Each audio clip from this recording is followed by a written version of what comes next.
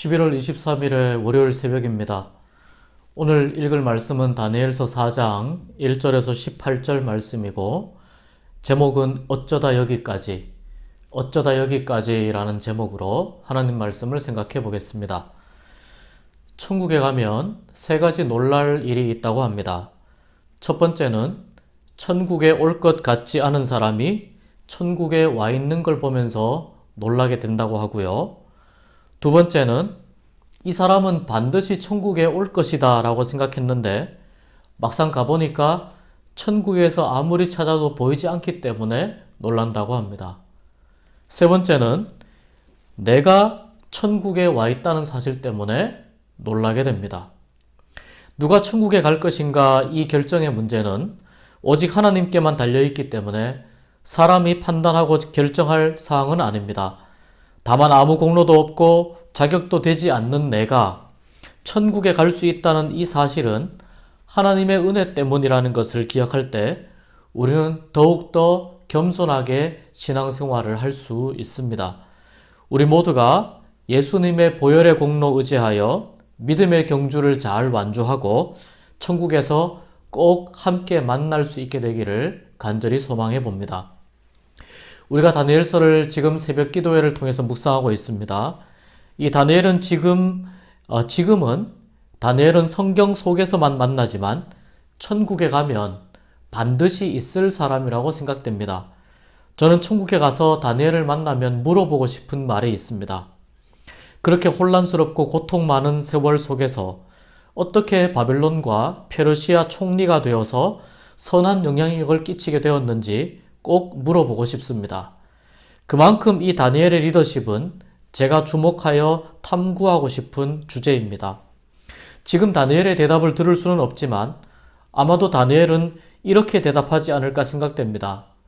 내가 의도하거나 목표로 삼은 것은 아니지만 어쩌다 보니 거기까지 가게 되었습니다. 라고 말입니다.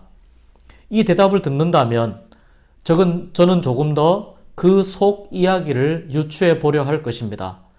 사실 전쟁 포로의 입장에서 자신이 주도적으로 할 수 있는 것은 아무것도 없었습니다. 인생의 목표를 정할 수 있는 상황도 아니었고 사람들과의 교제 속에서 중심에 들어갈 수도 없었습니다. 자기 인생은 물론이고 내일의 삶도 계획할 수 없거니와 주도적으로 살아갈 수도 없는 환경에 내던져진 사람이었습니다. 이것이 바로 전쟁 포로의 고통입니다. 그래서 다니엘의 인생을 한마디로 정의하자면 이리저리 끌려다니다 어쩌다 보니 총리의 자리까지 올라간 사람이라고 말할 수 있는 것입니다. 인간의 눈으로 보기에 그만큼 포로의 신분이었던 다니엘의 인생은 장밋빛 인생이 아니었습니다. 그런데 사실 다니엘의 인생을 바라보면서 우리의 인생, 아니 대부분의 사람들의 인생이 이와 비슷하지 않을까 생각이 됩니다. 나름의 계획도 있었고 기회가 주어지면 한 건 해보고도 싶었고 또 나도 내 이름 석자를 후손들에게 멋들어지게 남기고 싶은 계획이나 호기쯤은 가지고 있었는데 지금 돌아보니 내 계획대로 된 것보다 그렇게 되지 않은 것이 훨씬 더 많고 뜻하지 않게 인생의 풍파를 만나 방향이 이리저리 틀어지면서 여기까지 오게 된 것이 나의 인생이라는 말입니다. 그래서 인생을 고해, 즉 고통의 바다라고 부르는 것인지도 모르겠습니다. 그런데 말입니다. 이것이 인생의 전부라면 얼마나 허무하고 서운한 일이겠습니까? 저는 이 지점에서 다니엘을 다시 보아야 된다고 생각합니다. 우리는 자유라도 있지만 당시의 다니엘은 자유조차도 박탈당한 채 바벨론의 여러 강들을 바라보며 고향을 그리워하며 눈물 흘리는 상황입니다. 바벨론 사람들이 가라고 하면 가야 하고 서라고 하면 서야 하는 수동적으로 움직여야 하는 그런 상황에서 어떻게 총리의 자리까지 올라갈 수 있었을까요? 결론적으로 말씀드리면 다니엘을 총리의 자리까지 세운 분은 느부갓네살 왕이 아닌 하나님이시기 때문에 그렇습니다. 느부갓네살 왕이 다니엘을 총리로 임명한 것처럼 보여도 그 느부갓네살 왕을 다스리시는 분이 바로 하나님이시기 때문입니다. 때문에 우리는 하나님께서 다니엘을 왜 총리의 자리에 올리셨는가 하는 질문을 던져야 합니다. 이것이 다니엘의 리더십이요, 지혜와 명철이요, 다니엘의 인생 철학이기 때문인데, 바로 어떤 상황에서도 오직 하나님만 바라보는 믿음을 간직했기 때문에 가능했다라고 정리할 수 있습니다. 다니엘에 대한 다양한 해석과 연구들이 많이 있고, 최근에는 다니엘 기도회, 다니엘 학습법, 다니엘 리더십 등 다니엘의 이름을 따서 만든 프로그램들도 많이 있지만, 다니엘이 어떻게 하나님을 바라보며 살았고 그 신앙을 간직했는지를 배우는 것이 사실 핵심입니다. 이렇게 보면 다니엘은 다른 이들의 손에 끌려 무의미하게 인생을 살다간 어쩔 수 없는 인생이 아니라는 것을 분명히 확인할 수 있습니다. 오히려 다니엘이야말로 가장 자기 주도적인 인생을 살았고 가장 의미 있는 삶을 살았고 누가 보아도 중요한 리더의 자리에서 선한 영향력을 끼치며 살았던 시대의 영웅입니다. 다니엘이 자신이 감당할 수 없는 고난이 찾아올 때 그 고난에 자신을 맡기며 오직 하나님만을 바라보았던 것, 바로 이것 때문에 하나님은 다니엘을 자기 주도적인 인생을 살도록 만들어 주셨습니다. 따라서 해답은 간단합니다. 내가 나의 주인으로 살 때 나는 가지고 있는 것조차도 잃어버리게 되지만, 내가 하나님을 주인으로 인정할 때 하나님은 나를 선하게 이끌어 가십니다. 바로 이 신앙의 원리와 인생의 원칙을 배우기 위해 우리는 다니엘을 배우고 공부하는 것입니다. 우리가 계속해서 신앙의 훈련을 하고 영성을 돌아보는 이유는 다니엘처럼 하나님을 홀로 섬기는 인생이 되기 위함임을 잊지 말아야 합니다. 오늘의 본문은 4장 전체를 함께 읽어야 하는데 그 첫 부분입니다.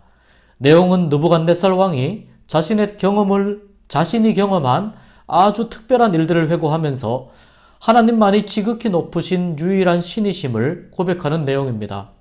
고백할 뿐만 아니라 모든 백성들과 심지어 다른 언어를 말하는 민족들에게도 알리기 위해서 왕의 공식 문서인 조서를 내립니다. 그는 자신에게 치부가 될 수 있는 이 특별한 경험을 통해서 오히려 모든 사람들이 하나님의 위대하심을 알기를 원하는 마음을 발견할 수 있습니다. 자신이 신과 버금가는 존재라고 주장할 수도 있었고, 또 그렇게 하는 것이 자신의 통치에 유익하지만 느부갓네살은 하나님의 통치가 대대에 이를 것이라고 고백하고 선언합니다. 정말 바벨론 왕 느부갓네살답지 않은 고백이요 선언입니다.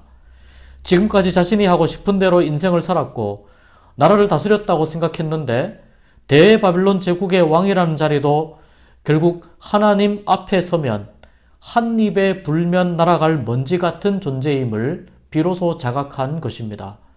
4절과 5절에 보면 느부갓네살 왕은 편안하게 지내다가 또 꿈을 꾸었고 이 꿈 때문에 마음이 몹시 불안합니다. 심지어 두려움조차 생겼습니다.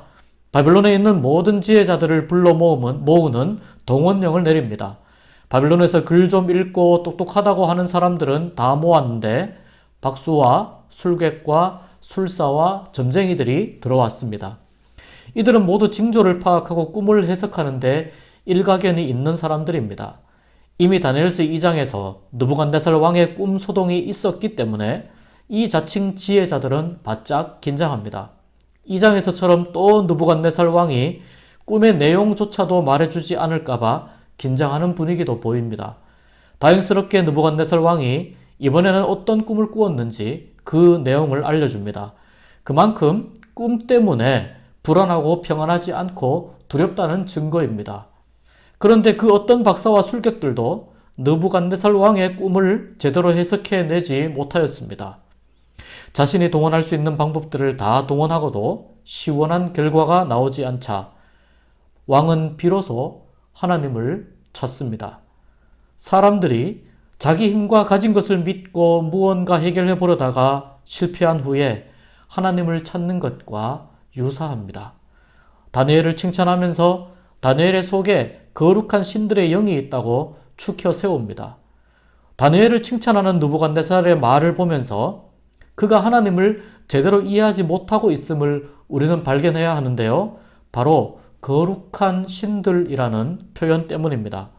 하나님은 신들이 아니라 유일한 분이시기 때문에, 유일한 한 분 신이시기 때문에 느부갓네살은 하나님을 제대로 알지도 못하는 상황에서 다니엘을 칭찬하고 있습니다.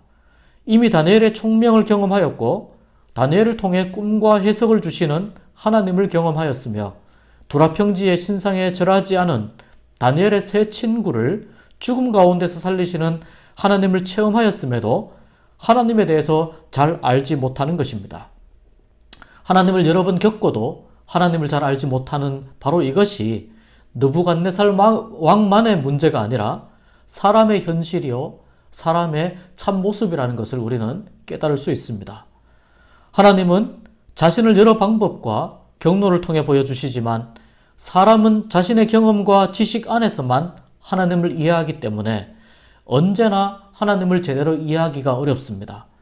그럼에도 불구하고 여전히 우리를 사랑하시는 하나님, 여전히 우리에게 다가오시는 그 하나님의 놀라운 은혜를 어떻게 설명할 수가 있을까요? 그저 몸둘 바 모른 채 그 은혜를 감사함으로 누리는 것이 우리 인생이라고 하는 사실입니다. 누리고 있으면서도 이것이 은혜인 줄도 모르는 것이 또한 우리 인생의 모습입니다. 그러한 어리석은 인생의 단면을 역사상 가장 강력한 왕 중의 한 사람인 느부갓네살을 통해 발견하는 것이야말로 신앙의 아이러니가 아닐 수 없습니다. 18절까지의 말씀은 이어지는 느부갓네살 왕의 꿈의 내용입니다. 그리고 18절에 다시 한번 다니엘을 향하여 거룩한 신들의 영이 그 안에 있다고 칭찬하며 해석을 촉구하는 왕관을 쓴 나약한 연약한 한 사람을 우리는 발견할 수 있습니다. 여러분, 하나님 앞에서 사람은 다 똑같습니다.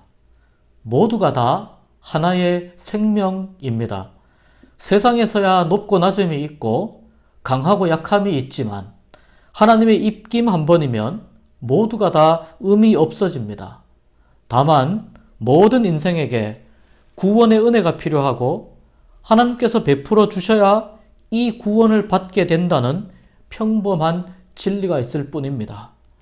하나님께서 굳이 느부갓네살 왕을 통해 이 이야기를 들려주시는 것은 이 세상의 주인이며 참된 왕은 오직 하나님 한 분이심을 느부갓네살 왕의 경험을 통해 선포하기 위해서입니다.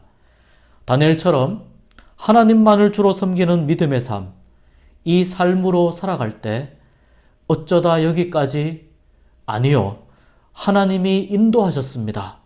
끌려온 인생이 아니라 하나님 손에 붙잡혀 가장 가치 있게 살아온 믿음의 인생임을 고백할 수 있을 것입니다. 이 은혜를 누리며 살아가는 복된 날 되실 수 있기를 주님의 이름으로 축복합니다.